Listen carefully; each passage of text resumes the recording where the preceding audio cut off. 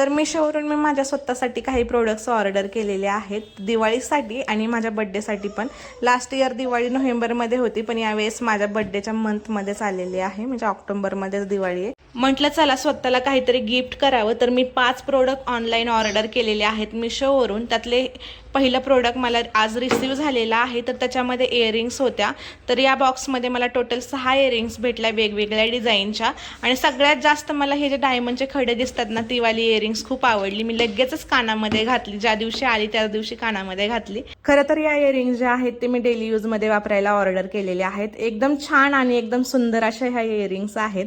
खूप हलक्या आहेत, कानामध्ये जास्त जड असं काय घातलं असं वाटत नाही. मला ते स्क्रूवालं जे कानातलं असतं ना थोडंसं, तसं मला अजिबात आवडत नाही. ते स्क्रू लावले ना थोडेसे कानाला खास सुटते, म्हणून मी तसे कानातले अजिबात वापरत नाही. तसं रिंगा टाईप जे पाठीमागून डायरेक्ट म्हणजे रिंगा कशा आपण कानामध्ये बसवतो त्याच पद्धतीने हे कानामध्ये बसवायचं आहे.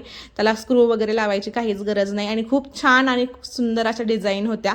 तर ह्याच्यामध्ये मला 6 कानातले भेटले आणि प्राईस पण खूप रिजनेबल होती, म्हणून मी ऑर्डर करून टाकली. म्हटलं आपला बड्डे पण आहे आणि दिवाळी पण येते, तर स्वतःसाठी काहीतरी सेल्फ गिफ्टेड म्हणून हे प्रोडक्ट मी ऑर्डर करून टाकलं. अजून 4 प्रोडक्ट यायचे, त्याचे पण व्हिडिओ लवकर चॅनलवरती येतील.